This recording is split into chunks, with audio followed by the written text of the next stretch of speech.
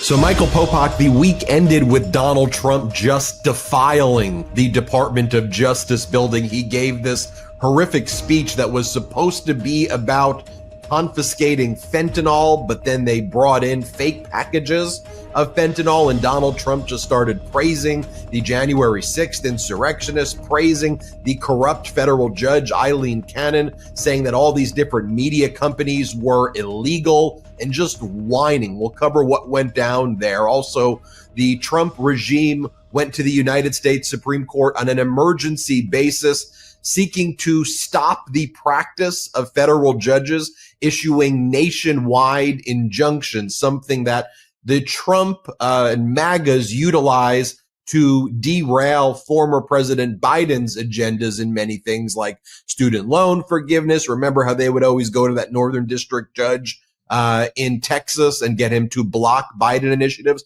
Well, now with Trump, as we see judges who care about the law and order saying, no, you can't illegally fire employees and defame them and lie and say that you're firing them for cause and for performance reasons when that's false.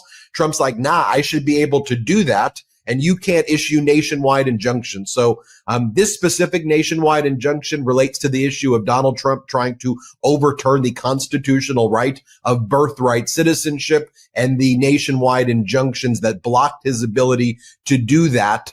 But the broader implication is Trump wants to gut nationwide injunctions. We'll break that down and explain what all of that means.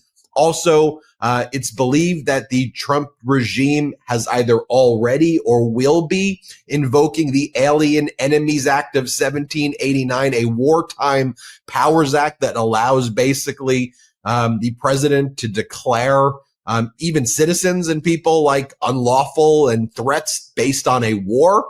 And so Trump is apparently going to invoke this. He said he was going to on the campaign to get rid of migrants, and he's specifically targeting right now, surprise, surprise, like his own supporters, like the family and friends of like the Venezuelans for Trump. Like he's targeting that community, which kind of went in favor of Trump during the election. So we'll break that down. We'll explain what it means. He hasn't formally invoked it yet, but you know, there was a lawsuit that was filed saying you just never know with him. Like, what, did he secretly invoke it? Is he going to like invoke it and then try to do like snap deportations right away?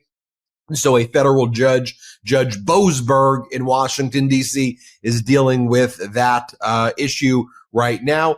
And then let's talk about some of these other federal orders, two big ones, one in the Northern District of San Francisco, one in Maryland federal court, which compelled the Trump regime to rehire the probationary employees from most of the departments that it fired unlawfully. And there, the federal judges in these various cases said, the Trump regime did not file the analysis that was required, what's called an RIF. Which would have them do an analysis before these terminations were to take place, and that the Trump regime didn't do that. So you have to rehire him. The Trump regime is saying they don't have to follow court orders. And so there's going to be another constitutional showdown there. We'll talk about this and more on Legal AF. Let's bring in Michael Popok. Popok, how are you? A lot to discuss there, huh? A lot to discuss. I watched that Department of Justice press conference. I thought Donald Trump was on fentanyl. I wasn't sure. He was kind of high in his own supply. It's all a ruse. They get all the sycophants together to start clapping. The most chilling moment for me, besides him attacking the federal judiciary again and attacking the news media again, was him declaring, as we knew he was going to, that he alone is the chief law enforcement officer of the United States of America. Sorry, Pam Bondi, I know you're the Attorney General, but you knew that you weren't really the Attorney General with the Trump administration. And it's the jailer is now, the jailed is now the jailer. And he's, the fact that the first felon in chief is also our chief law enforcement officer. Everything flows from that. The attacks on the rule of law, the attacks on federal judges, including bomb threats against Amy Coney Barrett's own sister, which happened recently. The federal judiciary standing up to Donald Trump and his attempt to compromise independent judiciary, former judges and Republicans like Michael Luttig coming out and saying this is a full frontal assault on the rule of law. What else would we expect? Attacking the lawyers, attacking the judges, attacking the decisions. What does that sound like? That sounds like Donald Trump when he was a criminal defendant, when he was a fraud defendant, when he was a sex abuse defendant, and convicted and adjudged all along the way. So he took that very blueprint and took him with him to the White House. And that he's combining it with two things that you and I are working hard, along with the Midas Touch Network and Legal AF, to expose, which is velocity and opaqueness have been his superpowers. He's moving incredibly fast using Elon Musk to do it. And they're doing it under cover of darkness and surreptitiously. That's the opaqueness. And federal judges, and we're going to talk about 5 different decisions this week alone by federal judges against Elon Musk and DOGE and the Trump administration, and fighting back against the lies. Those are the words of judges in the federal court in Northern District of California and in Maryland, and the opaqueness, and bringing sunshine into what is obviously a strategy of Donald Trump to destroy the federal bureaucracy, to destroy federal workers and funding, to destroy the relationship between the American people and an accountable government, and do that in 60 days or less, as if he's double parked. And so one of the great things I think about this audience being here on a bi-weekly basis, and on Legal AF almost every day, every hour, is that we're keeping them apprised of how federal courts are responding, what we can do to support it, these town halls that are breaking out into the open, where Republicans going home, that's their home. You would think it's enemy territory. And that is a great sign, this unity that we're bringing together for the midterms. I'm going to say it one more time. Give me the House and the Senate. I'll give you an impeachment and a conviction and a removal of Donald Trump. That's the way that we beat them. And Popok, going to the issue of opaqueness, we're going to be covering on Legal AF some of these FOIA, Freedom of Information Act related cases where judges are finally saying, look, Elon Musk, you need to turn over discovery. DOGE, you need to turn over discovery. Y'all are having a massive impact on destroying the government. You have to answer for what you're doing. That's the way our system works. And the Trump regime is doing everything they can to try to, push back on that. One of the things, too, that I intentionally do is I don't call it like the Trump government. I'll occasionally catch myself if I call it the administration. I try to call it the regime because it's no longer a government by the people for the people. It is a government by the bullies for the billionaires, and thus it is a regime. And I think we have to call it as such. One thing I want to mention as well, for all of the destruction that DOGE has been causing, about $603 billion in federal spending still took place last month, which is the highest month of federal spending in the history of the United States. So they're absolutely doing nothing other than cruelly destroying our government, firing people, and ruining lives and destroying the economy. Popok, let's get right into it if we can about what went down at this DOJ event. Let me just share with you some of the, lowlights of what went down. Yeah, I'll react to the clips. Go ahead. Donald Trump saying that we're focused on persecuting. Let's play this clip. People you don't even want to know about. But as many of you do know, well, we're focused on persecuting, and these people were really focused on persecuting Republicans, the last administration. And here Donald Trump is again talking about, let me just play this clip for you right here. Let's play the next clip, Salty. Can't allow yourselves to be deflected. You just can't let it happen. You have such a higher calling. And I believe that CNN and MSDNC, who literally write 97.6% bad about me, are political arms of the Democrat Party. And in my opinion, they're really corrupt and they're illegal. What they do is illegal. It makes no difference how big a victory I had. I can have the biggest victory in history. It makes no difference what kind of a failure the other side has. Then next, Donald Trump says that essentially if you criticize Judge Eileen Cannon, that's the federal judge he appointed in the Southern District of Florida back in 2020. She dismissed the Mar-a-Lago document case against him when she ruled that the concept of special counsels, which existed everywhere else and for decades was a thing, or since the beginning of time was a thing, that she said as it relates to Trump, special counsels can't exist. As it relates to Citizen Trump, case gets dismissed. She's one of the most corrupt judges out there, Trump says. If you criticize Judge Eileen Cannon, that could be illegal. Play this clip. And Aim will know this very well. We had an amazing judge in Florida, and her name is Eileen Cannon, and I didn't know her. I still don't know her. I don't believe I ever spoke to her, even during the trial. But I did appoint her, federal judge. And these fake lawyers, these horrible human beings, were hitting her so hard, public relations-wise. They were playing the ref. I don't think it's legal. I don't think it's legal. They might as well go out and just shout it in a courthouse.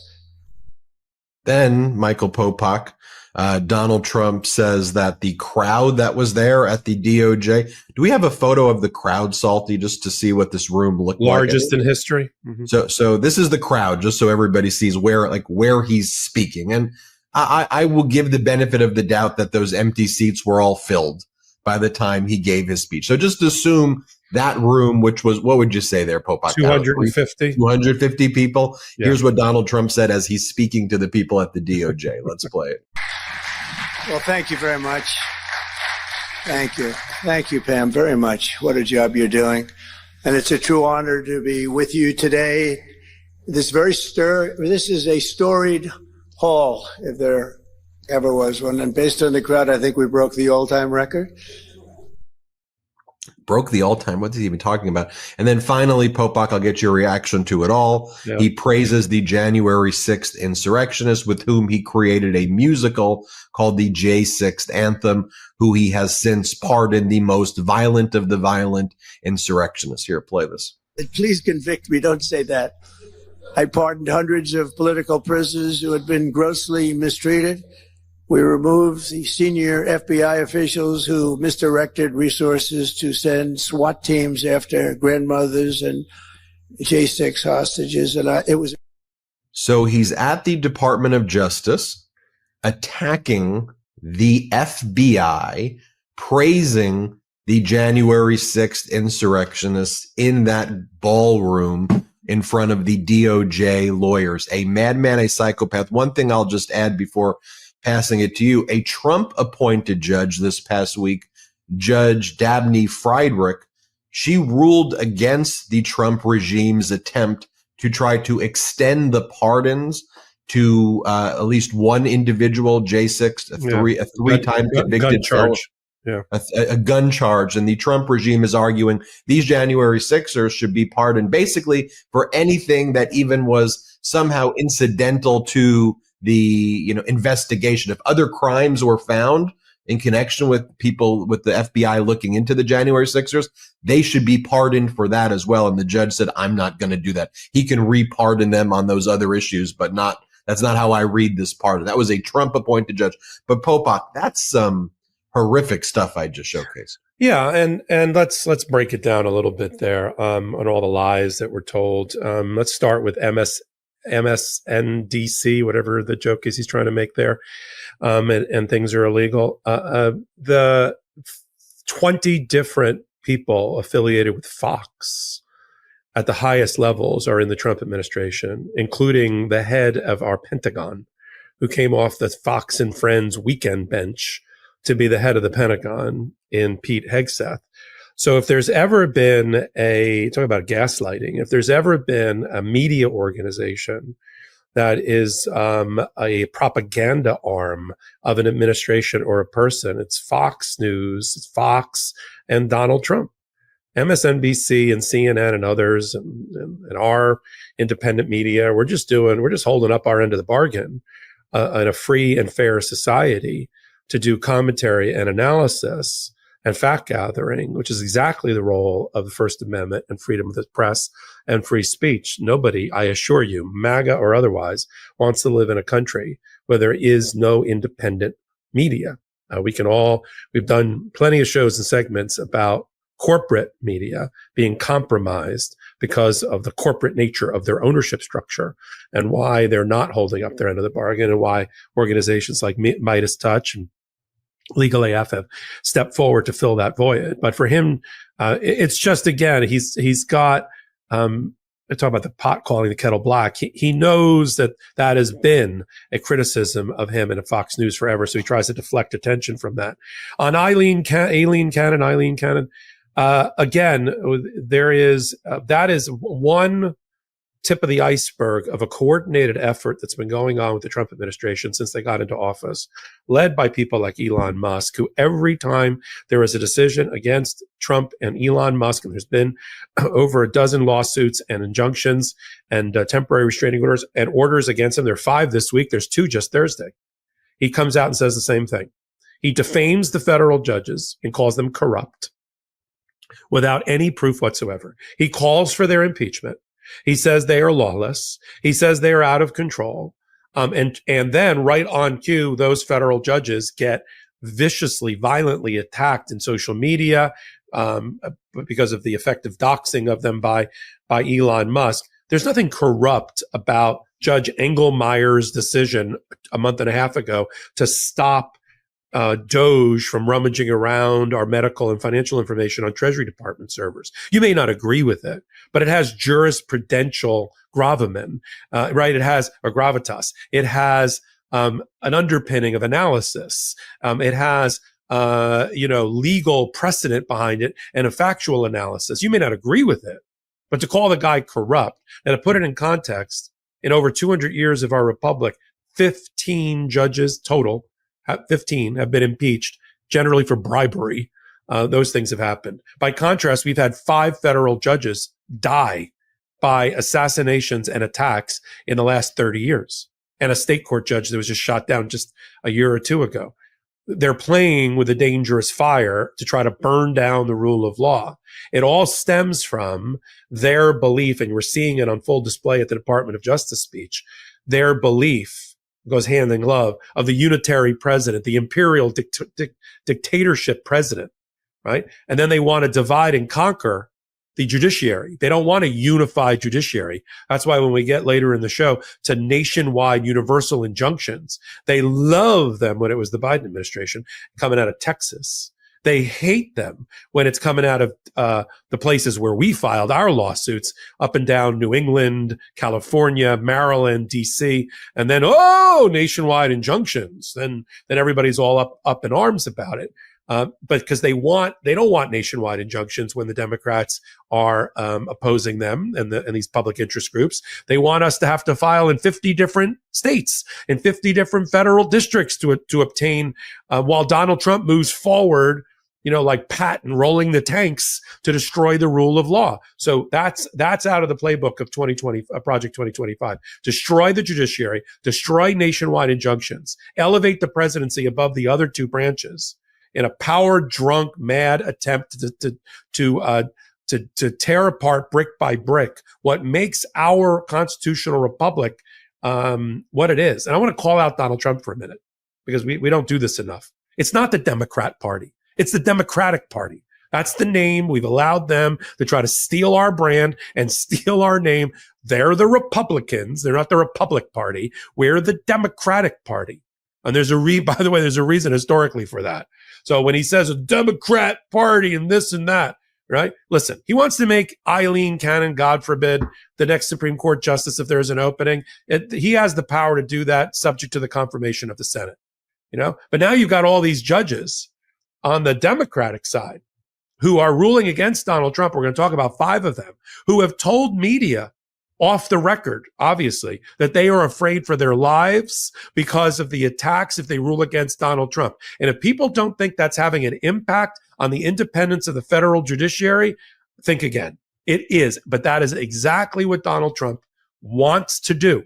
So for him to effectively stand in the hallowed halls, as he called it, of the Department of Justice and drop his pants and crap all over the rule of law at the same time, shouting out to Kash Patel of the FBI, shouting out to, I finally learned how to pronounce his name off that clip, Emil Bove, his criminal defense lawyer, now number 3 in the Department of Justice, or Todd Blanche, the COO of the Department of Justice, and Pam Bondi. Who is he fooling? The head of the law enforcement unit of the U.S. government is a guy named Donald Trump, and everybody else is a bootlicker, sycophant, and meat puppet. And that's what we're watching over and over and over again. So for you and me, we knew what was going to go down at that press conference. It went off the rails within the first minute and a half. Did he even mention fentanyl? I mean, that's what he gathered all the media for. Because if he said, "I'm going to talk about the weaponization of the Department of Justice and the Biden crime family," who would have showed up? I'll tell you what they didn't release: the Epstein files. They said now for how many weeks? We're really going to release them tomorrow. We're going to release them tomorrow. As I've said before, they're never going to release those Epstein files. Trump was like one of Epstein's closest friends back in the day. Donald Trump said Epstein's a great guy. What they did release 2 weeks ago, remember they had those MAGA influencers hold up those binders that said, "These are the Epstein files," and they left the White House. And then people were like, "Those aren't the Epstein files. Those are the phone list that Epstein had that was released many, many years ago that's already public."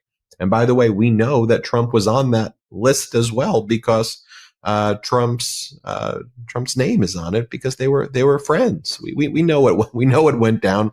So I think it's worth noting that as well and not letting them get away with and try to continue to cover that up. Now, I want to remind everybody as well, Michael Popok has started a new law firm. I'm so super proud of him. He started about a month ago or so, the Popok firm. And the types of cases they handle at the Popok firm are, kind of catastrophic injury cases. And so anything from really bad car accidents, medical malpractice cases, employment cases, sexual harassment cases. Those are the Popok's representing the family of someone who lost their lives tragically on the plane crash above DC. Those are the types of cases that he's handling. So if you have a case like that and you've ever wanted to kind of have Michael Popok, we used to get all these requests for Popok to do this. Popok's finally doing this. So if you or someone or loved one, friend, family member, have him reach out. Popok, where can they call? Easy. I made it easy. Thanks, Ben. I really appreciate it. And I'm standing on the shoulders of Legal AF. And as you said, we always got I got a lot of comments and requests to get involved. I just didn't have a firm and a structure in order to do it. And that's the reason we put it together. www.thepopokfirm.com. And it'll pop up with a free case review, and you'll be in contact with our team almost immediately. And then I wait a 1-800 number that's easy to remember even for me, 1-877-POPOK-AF. What else? Love it. And congrats, Popok, on the Legal AF YouTube channel hitting 500,000 subscribers in a very short period of time. You launched it less than 6 months ago or so, less than right? 6 months. Yep. 500,000 subscribers. Everybody, make sure you subscribe there. Next up, 1 million for the Legal AF YouTube channel. Let's take our first quick break of the show. We've got a lot to discuss. Nationwide injunctions, Alien Enemies Act, federal judges ruling probationary workers return, FOIA. We got a lot to discuss. Let's take a quick break. Want to be the most interesting person at the party? With our next partner, Naked Wines, you can bring the best, most interesting wine from an independent winemaker with a truly unique story. Like I recently had a meet with a potential client with a reputation for being, difficult. But then I went to my Naked Wines box, pulled out a Napa Valley cab that she had never had or heard of before, and that icebreaker did the trick. This podcast is sponsored by Naked Wines. It's 2025. Do you still shop for wine like it's 2005? Naked Wines is a service that directly connects you to the world's finest independent winemakers, so you can get award-winning wine delivered straight to your door. Use our code LegalAF for the code and password at nakedwines.com and get their incredible deal of 6 bottles for just $39.99. I recently enjoyed Naked Wine's bottle of W. Donaldson Sonoma Blanc de Blanc from their most recent shipment. I love cracking open a bottle of wine, putting away technology, and just being present in the moment with family and friends. How do they do it? Naked Wines connects winemakers and wine drinkers directly, allowing for vineyard to your door delivery at up to 60% off what you would pay in store. By cutting out the traditional retail middlemen, costs, and markups, winemakers can pass those savings on to you without skimping on quality. Plain and simple. The wine from Naked Wines is amazing. I've been rating the wine after I get it, and each shipment to me gets better and better. Naked Wines has been around for over 15 years and funds over 90 independent winemakers around the world. With no commitment or membership fees, you can enjoy Naked Wines hassle-free. And don't forget, you can pause or cancel at any time. So just because you got a trip coming up doesn't mean you can't enjoy Naked Wines. Now is the time to join the Naked Wines community. Head to nakedwines.com/legalaf, click enter voucher, and put in my code LegalAF for both the code and password for 6 bottles of wine for just $39.99 with shipping included. That's $100 off your first 6 bottles at nakedwines.com/legalAF and use the code and password LegalAF for 6 bottles of wine for $39.99. Bad sleep, it can kill a day, making me less focused and productive just when I need it most. And meditation apps to help you sleep, well, you know how those go. So finding something that helps with restful sleep but avoids any grogginess in the morning is a priority. This podcast is sponsored by Sol.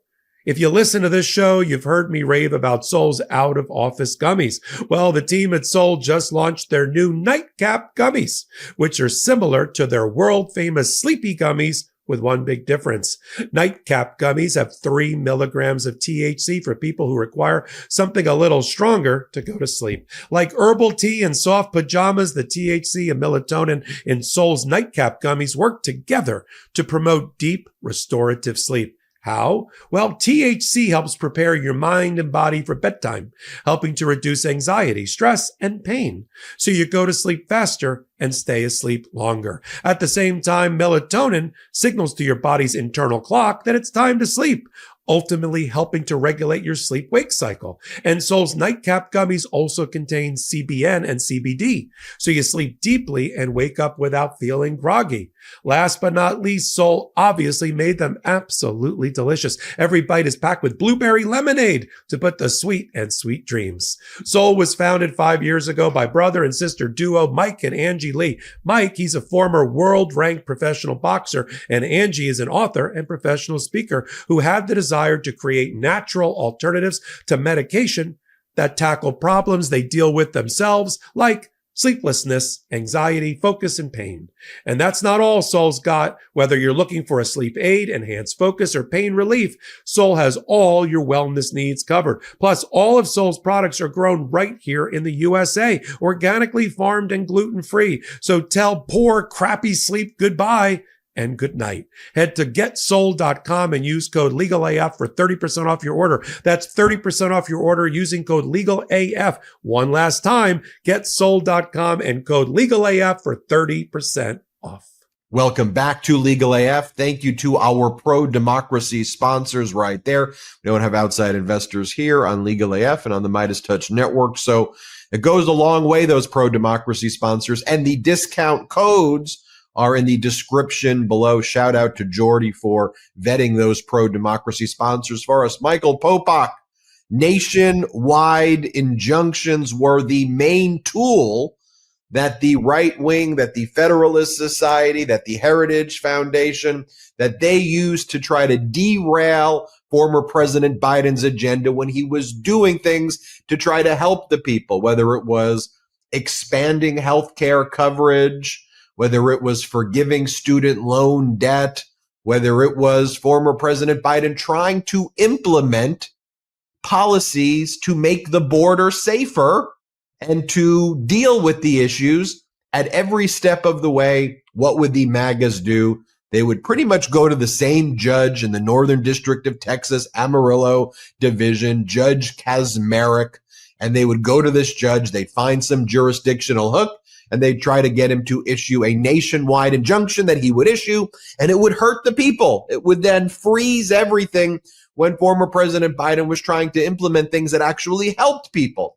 Well, now Donald Trump is in power. The Trump regime is here, hurting veterans, hurting federal workers, harming the people. And so now lots of, as you predicted was going to happen before Trump got into office, was that all these groups are filing to block Trump from doing this in courts across the country, whether it's in Maryland or DC or in the state of Washington or in California, you name it. There are lawsuits everywhere. I mean, literally hundreds or potentially thousands of lawsuits that are being filed. The Trump DOJ can't even keep up with it. And there are these major injunctions that are being issued. And one of the big ones that have been issued in 3 separate jurisdictions is blocking Trump's ban on birthright citizenship, which is in the United States Constitution.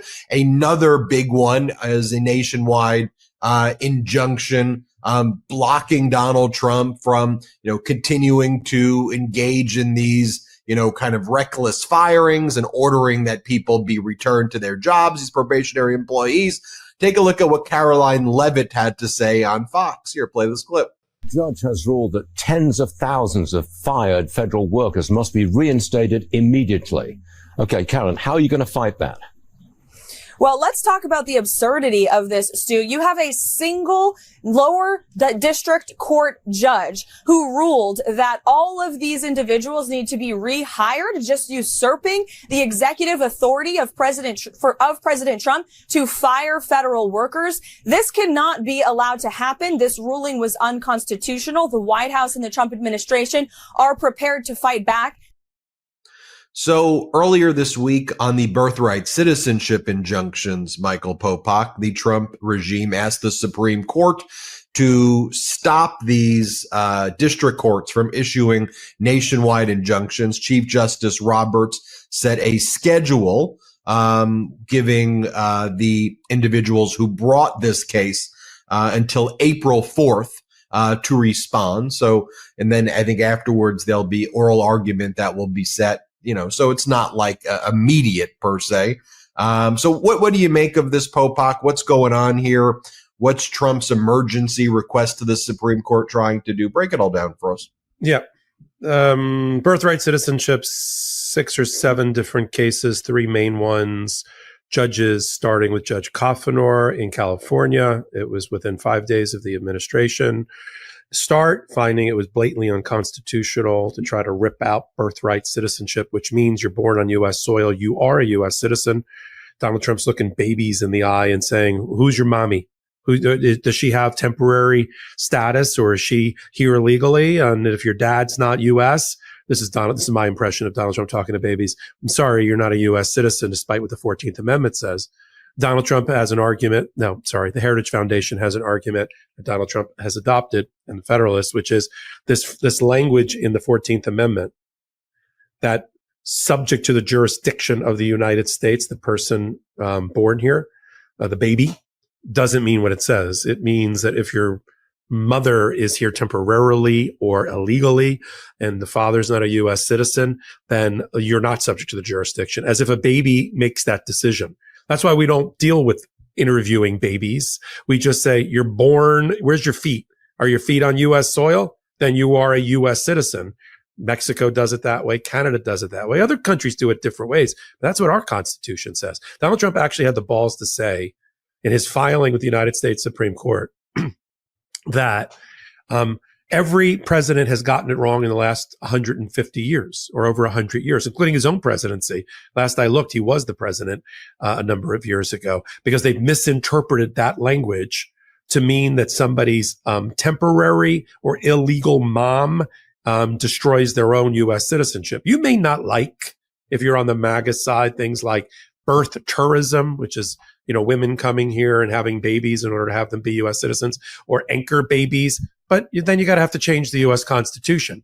They think it's easier to lobby the Supreme Court and count on their 4 or 5 votes of the United States Supreme Court to get them to interpret out the language of the Constitution, the 14th Amendment, than it is, of course, to get 2/3 of the state and the 2/3 of the House and the Senate to do anything about it. So every circuit court, every court that's ever looked at it since 1898 has said exactly what the judges of the Ninth Circuit, First Circuit, and Fourth Circuit have said, which is the 14th Amendment says what it's supposed to say, and an executive order can't destroy that and declare somebody not to be a U.S. citizen. Donald Trump ran into the Supreme Court, consolidating or trying to take applications from these 3 different circuits, over which there are 3 different justices. It's Kagan, Ketanji Brown Jackson, and Roberts, respectively, in the 9th, the 1st, and the 4th.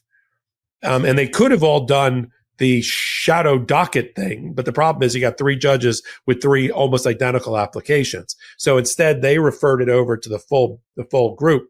Donald Trump was seeking now not a merits determination about whether he's right or wrong on birthright citizenship.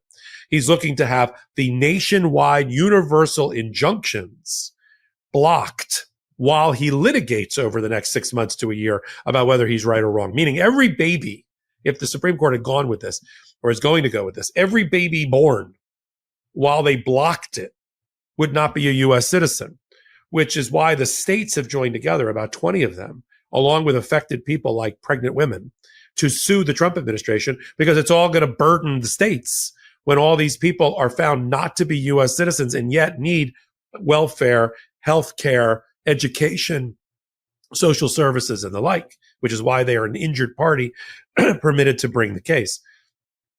Trump doesn't even bother arguing in most of his appeals, most of the appeals about the merits of the case, because he wants to argue that the states don't have standing. The First Circuit, which was the last circuit to rule earlier in the week, the chief judge there out of Boston, Massachusetts, affirming Judge Sorokin's decision, said the same thing the 4th and the 9th said, which is, we have a leading case. It's 1898. It's the Wong Kim Ark case. And it says that if you're born here, you are a resident. You are a U.S. citizen. And that has been the prevailing law forever. And so I'm going to issue a nationwide injunction. The sub-fight that's here, that's burst out into the open, is that when the Democrats and the public interest groups are opposing Trump policies, they hate nationwide injunctions. One judge blocking a policy for the entire nation. But they love it when they did it 17 times, almost 20 times in the Biden administration, to stop reproductive rights of women, abortion rights of women, healthcare rights, the right of Biden to be the commander in chief, the right of Biden to give student loan relief. Those were all nationwide injunctions coming out of primarily Louisiana and Texas in the 5th, and affirmed by the 5th Circuit Court of Appeals, which is why more cases come out of the 5th Circuit to the United States Supreme Court last term and the term before that than any other circuit around. So there's this fight, this existential fight about birthright citizenship, but really it's a fundamental fight about nationwide injunctions.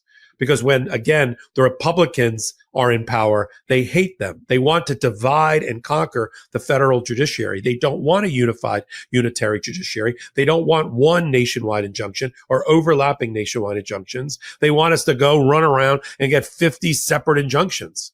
If Donald Trump was right, then the order in Massachusetts would only apply to the 22 states that brought it. Meaning if you were born just by happenstance in one of the other 28 states, you're not a citizen. But if you happen to be born in the first 22, you are. That's madness.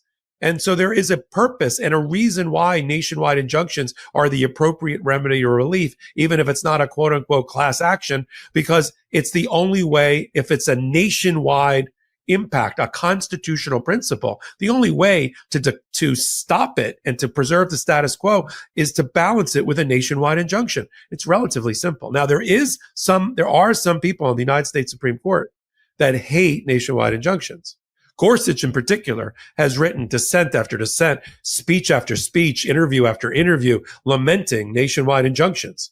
He thinks it's a violation of Article 3. It's beyond the jurisdiction of federal courts. It's an example of an incomplete record leading to a hasty decision, which undermines our rule of law. That's Gorsuch. Alito and Thomas agree with him. The question is, does Kavanaugh sometimes has been in favor of nationwide injunctions and sometimes hasn't. But I don't think that Amy Coney Barrett, Kavanaugh, and Roberts, at least two out of those three, I don't think they have a fundamental problem with nationwide injunctions under certain circumstances, like birthright citizenship, as opposed to making a policy decision, which Gorsuch has made, which is he hates them in all contexts. So the good news is, I think that once the full briefing comes in on birthright citizenship, we're not going to see too much discussion about, except in dissent, maybe, by Gorsuch and others, about nationwide injunctions. But that is the fight. That is the companion fight that goes along with the unitary president model. And we're going to continue to track it and follow it here. One last thing. The fact that I had thought, and I did a hot take on this, that if Roberts or whomever issued a fast requirement that the 22 states and the other parties in the 3 total lawsuits have to file their opposition paper to the application quickly, that may have not been a great sign for where the mental process is for the court and the 5 votes. But the fact that they said, we're going to put it out till April 4th when you guys can file your response like a month from now, and they're not going to do an administrative temporary stay in the meantime, even from now till the 4th, I think that bodes well. And I'll come back and explain if I was wrong about where the 5 votes are on the United States Supreme Court on this particular issue. Because what Roberts could have done is what he did a week or so ago that we talked about in the U.S. aid case, where he said he got the filing on a Tuesday by U.S. aid, by the Trump administration. He administratively blocked the U.S. aid order by Judge Ali to pay the $2 billion until Friday, giving 4 days time for the aid organizations and the AIDS organizations to file their brief. But he held the ring in the meantime. And then he got the brief, and then he read the brief, and then he said, you lose, Trump administration. And he and Amy Coney Barrett ruled as they ruled. Here, there's no administrative stay at all, which I think if you're the Trump administration, you have to worry. Again, we have to aim in all argument now on these issues for Amy Coney Barrett. She of 8 children, she of some of them adopted, including some that MAGA are going crazy about because they figured out that Amy Coney Barrett's got a Haitian adopted daughter. We'll have to see where she lies on presidential power, restraining Trump, and on this issue of birth citizenship. I think she's going to end up on the right side. I think her kind of eye rolling at Donald Trump and trolling a little bit of Donald Trump at the joint session speech a couple of weeks ago led MAGA to think that she's not going to rule in their favor, because they not only attacked her as Amy Coney Barrett, but there's actually been a bomb threat against Amy Coney Barrett's sister. So as we've said time and time again, when you're an advocate before the United States Supreme Court, you know the numbers. You know the 3 over here, Gorsuch, Thomas, and Alito, are so far gone that you're not going to be able to get them back to your side. So you got to aim for Roberts and Amy Coney Barrett. Kavanaugh is untrustworthy. He's in many ways. He's a free radical. You don't know where he's going to go on any particular issue. There seems to be no continuity of thought about his jurisprudence. So you got to aim for Amy Coney Barrett, try to get her over with the other 3 on the Democratic wing of the Supreme Court, and pull Roberts along for the ride to kill this birthright citizenship. And why are we spending so much time talking about it? Because it's an article of faith for MAGA, for the Heritage Foundation, and for the Federalists to kill birthright citizenship. It will be celebrated in those homes, in those institutions, just like the Dobbs decision was celebrated, killing a woman's right to choose that had been on the books for over 50 years. This will be a 100-year accomplishment to get rid of birthright citizenship. And the issue of birthright citizenship, though, is also being used here as a broader proxy to also attack nationwide injunctions. The issue that's going to go before the Supreme Court on April 4th and then through oral arguments is not even necessarily a merits-based argument about birthright citizenship. It is a more narrow issue, but with broader implications given the nationwide injunctions across the country on Trump's other policies about whether nationwide injunctions should be allowed or not be allowed. And that will carry with it major implications. Now, when this Trump regime started, or even before Trump was sworn in and didn't put his hand on the Bible, we said there were three major things we wanted you to be focused on in terms of themes that we see being the kind of the key legal themes as this Trump regime develops. One thing we talked about was nationwide injunctions. Go back and look at the past episodes before Trump actually took office, where Popok was saying you're going to have these filings across the country. There's going to be nationwide injunctions. The Trump administration, the regime, they're going to freak out and flip out about that. Number one. Number two, we talked a lot about Freedom of Information Act requests. When we heard about DOGE, we were saying, what is DOGE? What's this? They're going to have to be subject to Freedom of Information Act. They're going to try to avoid it. Watch that theme. We're seeing that now at the forefront. And then we talked about the dynamics of the court. Will Amy Coney Barrett and Justice Roberts join with the three liberals, at least on the issues that check a lot of the Trump dictator stuff?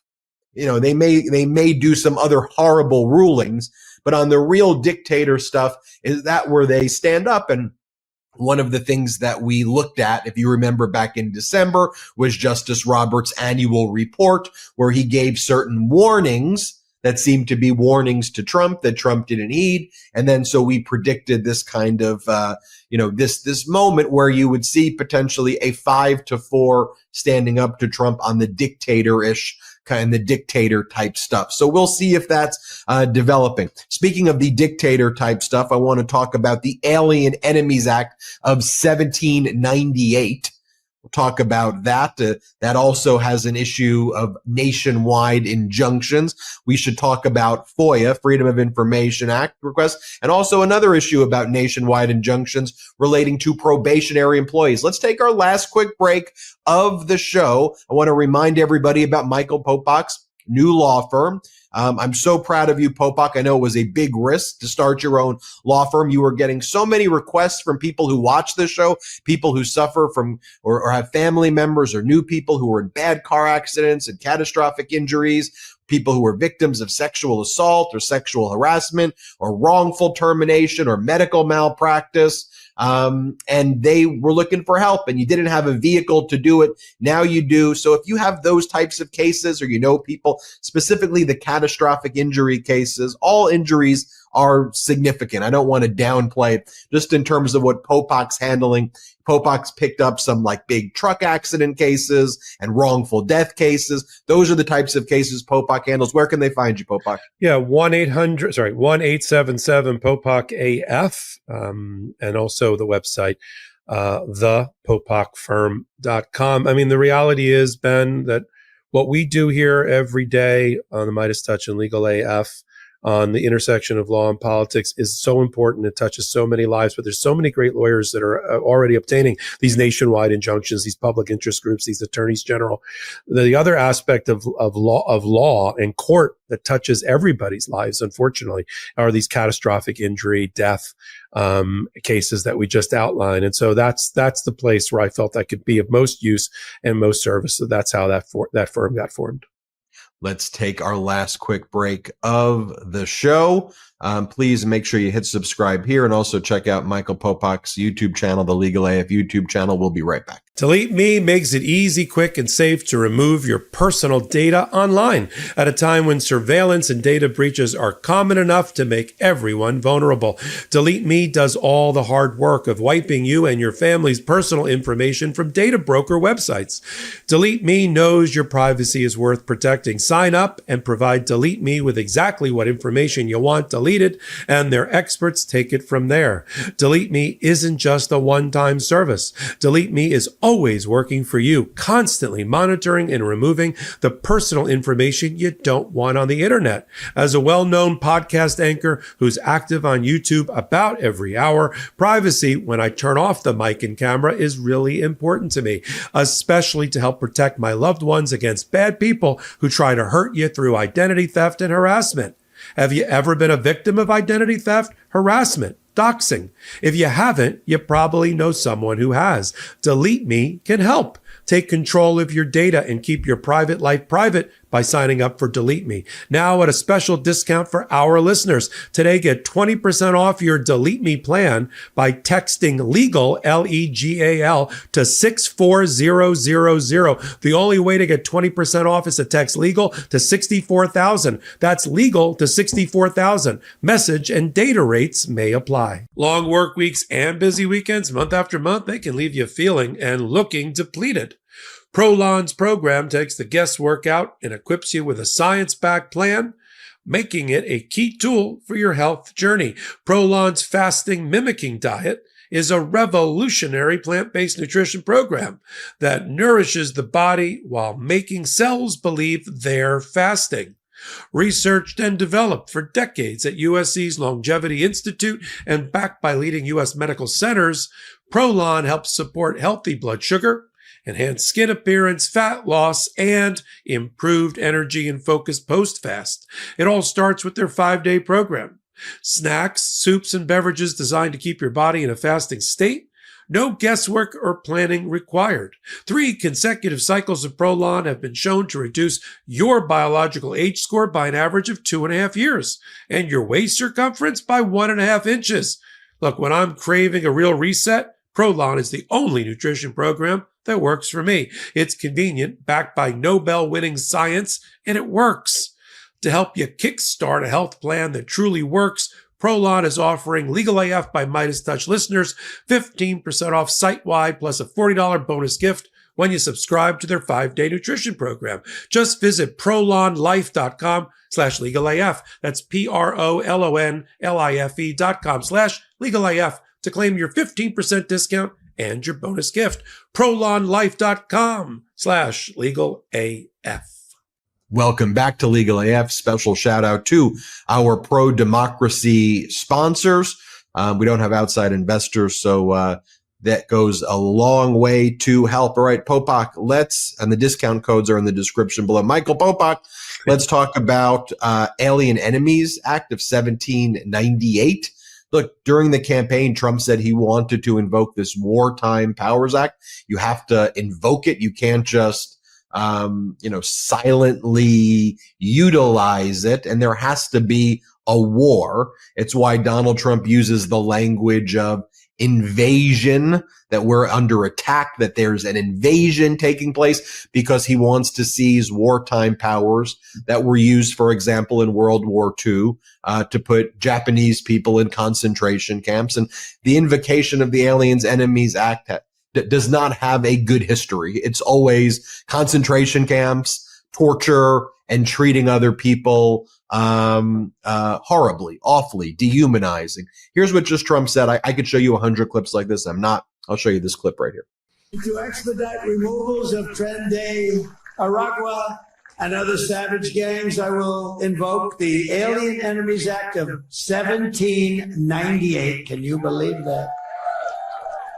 We couldn't have an act like that now, because now everything's woke, We have woke generals like Milley and Mattis. We have woke people. They don't do things like this. So we had to go.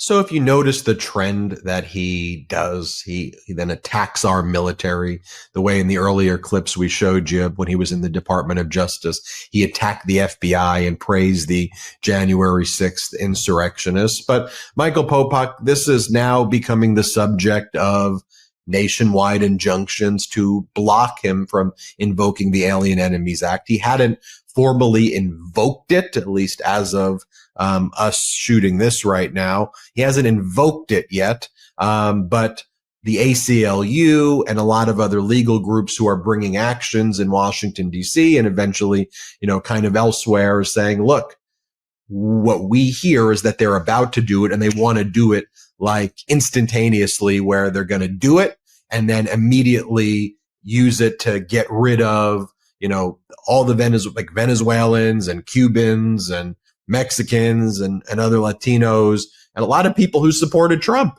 I mean, you're talking about, the Venezuelans for Trump, the Cubans for Trump. I mean, the family members of people who voted for Trump, are the first targets of this Alien Enemies Act. And it's not the gangs.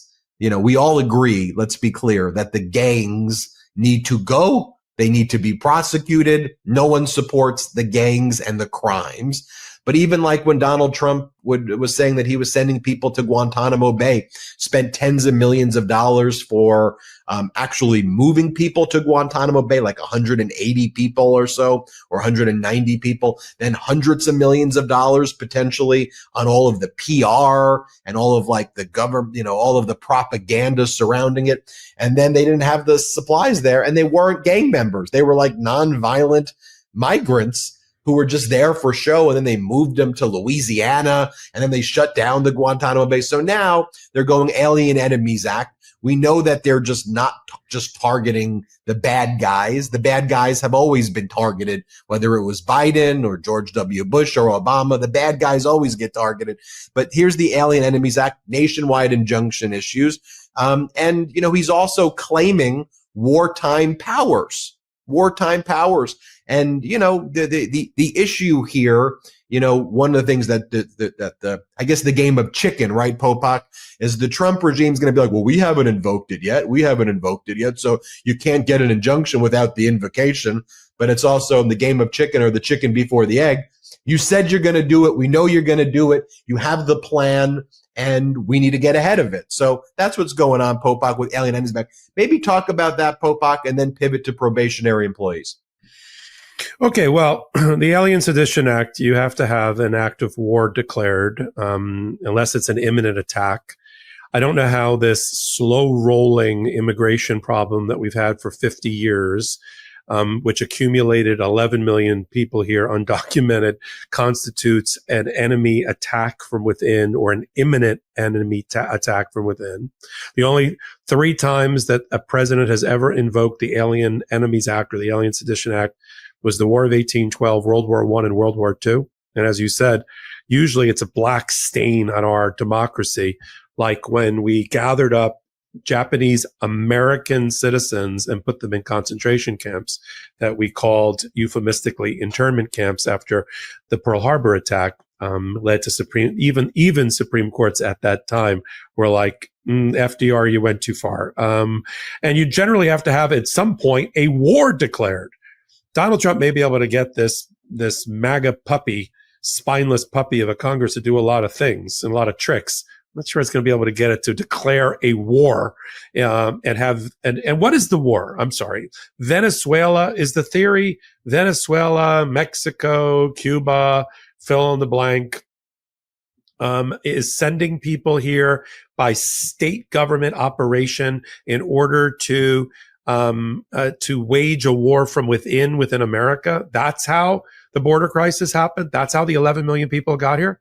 It's completely asinine. But Donald Trump it's not just an idle threat. It's right out of Project 2025's playbook. We read it while he was campaigning. He said it the week or two before the actual election. It's not like he's hiding it. He said it out loud. That he was going to invoke it by claiming it. And what they're trying to do is try to turbocharge their deportation powers and try to take like Guantanamo Bay, which is the way you described it. It sounds like the fire festival that went awry. The 9 people that were at Guantanamo Bay, many from Venezuela, are now going to be sent out by the exercise of the Alien Enemies Act by the President of the United States. It seems like an awful big constitutional violation to get rid of 9 people. But they want to do it for the thousands, if not millions of others. And they want to test the waters on that. So Chief Judge Boasberg, who sits over all things administrative and otherwise at the DC Circuit Court, very well considered. He's pretty well versed in all things Trump because he presided over the back half of the Trump criminal investigation, prosecution, and trials. In his own way, as being head of the grand jury process. that he took over from another chief judge. So he knows what's going on here. So he has ordered, he's looked at the briefing. He sees the exigent circumstances, which is a code word for there's an emergency here, a velocity at which I need to stop it. And he's ordered that people not be deported. He didn't say the magic words because of the illegal, unconstitutional exercise of the Alien Enemies Act, but he's implied it. He's seen the briefing, and he's called for a Zoom hearing. We're going to get more data about what happened at that Zoom hearing, but already Donald Trump's not waiting around to find out what happens at the Zoom hearing over the weekend. He's already filed his appeal to the DC court. So we've got kind of rapidity of behavior, or velocity of behavior, an urgency about this on both sides. The Trump administration wants to shove it down our throat that there's a war when there's not, and use a war power that doesn't exist. And the federal court system is straining to restrain Donald Trump. There's going to be the hearing. I'm sure the TRO is going to remain in place. They're going to announce at the hearing on the Trump side and DOJ, we took an appeal. Stay your order while the appeal's going on. That's going to be rejected, I assure you, by Judge Boasberg. He thought through this before he entered the temporary restraining order. They'll probably issue a longer order that will be also the subject of that appeal. And we'll see what the DC court. They're going to ask the DC court to stay Judge Boasberg's decision to allow them to deport these Venezuelans and others, and to basically use the Alien Enemies Act in the interim while they appeal it. I'm sure that'll be rejected. And then whoosh, we're off to the United States Supreme Court. As I've only half joked on Legal AF and on a show I do with Dina called Unprecedented, Dina Dahl, Supreme Court better cancel their summer vacations. Because all these, right-wing Supreme Court justices that like to go and what is it called, romp around Italian and Spanish castles for the summer, it's over, because there's going to be so many emergency applications and emergency docket matters and writs that are going to be filed over the summer that they might as well just keep the doors open. Forget summer vacation. So we got that. Let me pivot now to this Department of Government Efficiency DOGE issue. You and I said last Saturday that this was going to come to a head with Musk and DOGE over lack of transparency, whether DOGE and Musk are executive branch advisors, or they're really quasi-agencies, whether they're going to be subject to Freedom of Information Act request, public records request or not. What judge was going to finally order Elon Musk to sit for sworn testimony, and what was going to happen with the other cases. And it all came to a head in the last 48 to 72 hours. We have 5 different decisions. Picture DOGE as a giant piñata. It just got hit 5 separate times, and it's about to burst open into the public. You've got earlier in the week Judge Chutkin ruling, and boy does she know everything about Trump, having presided over his criminal case. She ruled that Elon Musk is going to have to give sworn testimony under oath in the form of an interrogatory. It's not quite a deposition, which is like trial testimony live, but it's pretty darn close. And now you're going to see the Trump administration raising executive privilege to try to stop Elon Musk from giving answers about who, what, and how is DOGE. What are they doing? What are its superpowers? How are they going after funding? How are they going after federal workers? This public interest group that brought the case, and the public need to know. So she ordered that. An hour or two later, Judge Cooper in the same courthouse ruled that Department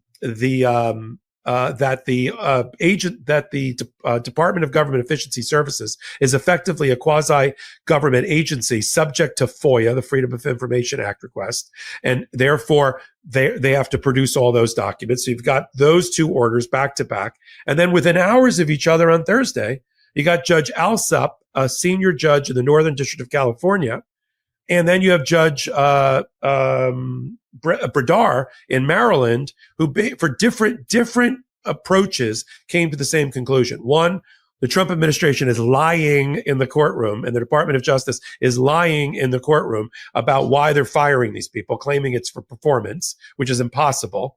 Both of them have ordered the reinstatement of tens of thousands of federal probationary workers, those that have been on the job a year or less.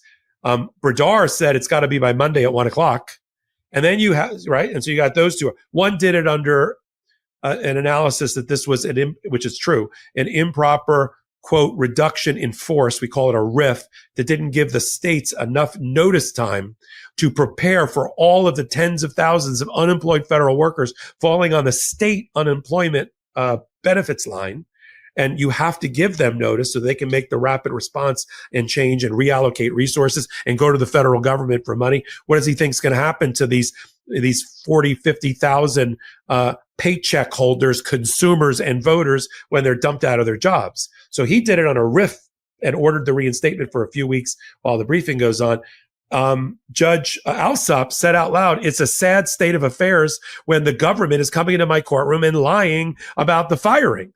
And he's also going to hold hearings about a possible contempt against the Trump administration because they didn't make and they withheld the testimony of their acting Office of Personnel Management official, Charles Ezell. They didn't make him show up for deposition or for the court hearing. And the judge is now going to have to consider holding the Trump administration and its officials in contempt as we move into the next round of the attack on the rule of law, which is that you completely ignore federal judges and their orders, which is we're starting to move in there with the Trump administration. So when you put all this together, what is the Trump administration response? Elon Musk goes on to social media and calls for the impeachment of all of these judges because they're quote unquote corrupt because he doesn't like the response. And Donald Trump goes to the Department of Justice and says the Department of Justice and the FBI used to be corrupt, but they aren't any longer. And we got to get rid of these corrupt judges, while Carolyn Leavitt, right on cue, who sounds a lot like and starting to look like a lot like Alina Habba now, not like a classic press secretary. She comes out and says, one federal judge is exercising presidential power. If they want to be the president, they should run for office. I got a better idea for you. How about the federal judiciary is a co-equal branch of government that is charged with keeping Donald Trump and his administration and the executive branch from going off the rails and abusing power as we lurch from one constitutional crisis to another. That is their job, Caroline and the Trump administration. That's why we have that in the Constitution. I'll leave people with this. I appeared before Judge Alsop before in the Northern District of California. He was always known as a titan in the legal field, probably one of the most well-respected judges in the entire country, certainly in California. And he was a no-nonsense judge. So as a young associate, when I had a case in front of him and we were just appearing for a status conference, I remember the partners at my firm telling me when I was a young associate, like, you need to show up with your A game to the status conference. And, you know, when you show up in Judge Alsop's court, he also would have the lawyers kind of like stand like 4 feet in front of him, and his bench would be elevated like about 6 feet up, and you would be pretty close to him. And he was this kind of imposing legal figure who was, would grill you on your case at a status conference where you wouldn't normally get grilled about all these things. And he was someone who, if you didn't know your case, he would schedule an order to show cause for sanctions or why the case shouldn't be dismissed. So at this hearing, the DOJ lawyer showed up unprepared. Again, this is the same DOJ who refuses to answer who's running this organization or who's running that organization and who's leading DOGE. And then they whine about not having the resources at the DOJ anymore to handle their cases. And so before Judge Alsop ultimately ruled against the Department of Justice and against the Trump regime and ordered the reinstatement of a lot of probationary employees in various departments, not all the departments, but various departments, here's what went down. Here's what the judge said to the Trump lawyers. You will not bring the people in here to be cross-examined. You're afraid to do so because you know cross-examination would reveal the truth. This is the U.S. District Court. Whenever you submit declarations, those people should be submitted to the cross-examination, just like the plaintiff side should be. Then we get at the truth of what's actually true. I tend to doubt that you're telling me the truth whenever we hear all the evidence eventually. Why can't you bring your people in to be cross-examined or deposed at their convenience? I said 2 hours for Mr. Ezel, a deposition at his convenience. And you withdrew his declaration rather than do that? Come on, that's a sham. It upsets me. I want you to know that. I've been practicing in this court for over 50 years, and I know how we get at the truth. And you're not helping me get at the truth. You're giving me press releases, sham documents. I'm getting mad. And then he ruled against the Department of Justice. And to me, what this show is about, what this network is about, what I've dedicated my life to, what we've dedicated this network to, what Popok's dedicated his life to, is just fundamentally getting at the truth, not gamifying politics, not spinning, but just show me the facts. Just show me the evidence. Show me where the law says these things. Show me the exhibits. Show me the stuff. And what Trump's done his entire life as he's bankrupted multiple businesses, he just lies. He makes up numbers. It's all a fake. It's all a fugazi with this guy. And now the spineless Republican Party has become just that, just all a bunch of liars. Everything's a lie, gaslighting, lies on top of lies, rug pulling, Ponzi scheming, come up with the next lie, and then just build the mountain of lies, and then hopefully rip apart people's spirits. That's the goal. Let me bookend that.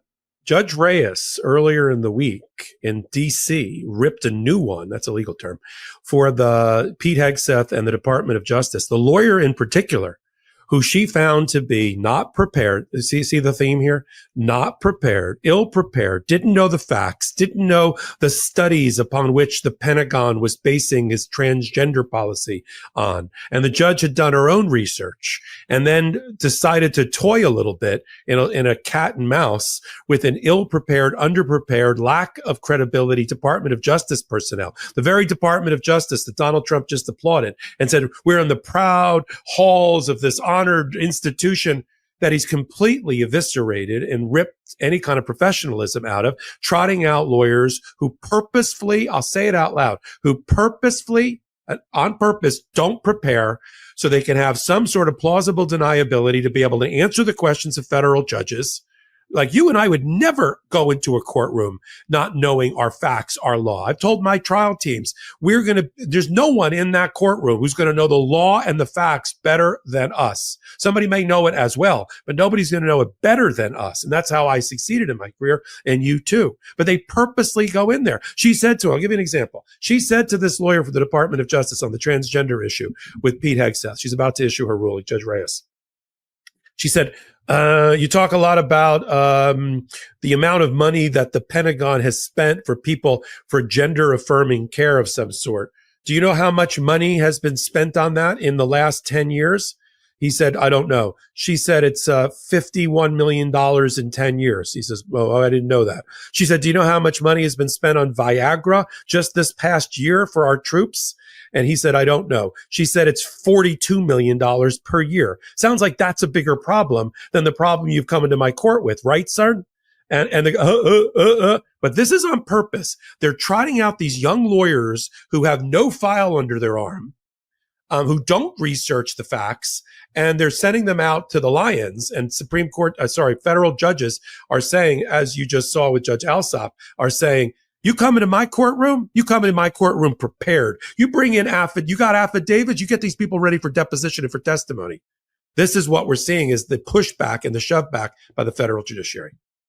Absolutely. Michael Popok, thank you so much as always. Legal AFers, thank you as always. Let's keep on growing this platform. So proud that your Legal AF YouTube channel has hit 500,000 subscribers. Let's keep that growing and let's have that hit 1 million subscribers soon. I can't wait for that. And I love that, Popok, you're building all these relationships with all these public interest groups as well, who are using Legal AF as a major platform as well to talk about the cases that they're handling against the Trump regime. Also, super proud of the law firm that you've created. I know it was a lifelong goal of yours, and we had so many people reaching out to you asking if you could help represent them. I just want to let people know the types of cases you handle. Again, it's real catastrophic injury cases. So you've handled like wrongful death, truck accident cases, and cases involving people,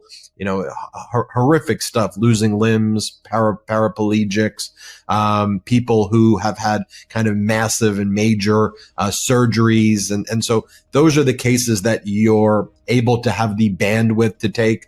You're doing a wrongful death case involving a plane crash over Washington, D.C. A flight attendant who died in the plane crash. Yeah.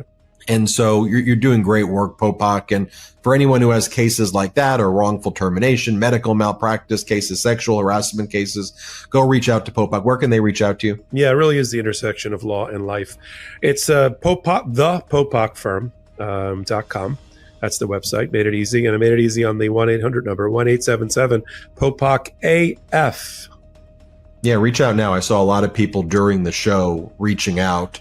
And I can see the reports of the people calling. So, there seems to be a lot of interest in that as well. All right. Thanks everybody for watching. Hit subscribe here on the Midas Touch YouTube channel. We're on our way to 5 million subscribers. Let's try to get there soon as well. Thanks everybody. Shout out Legal AF, shout out Midas Mighty.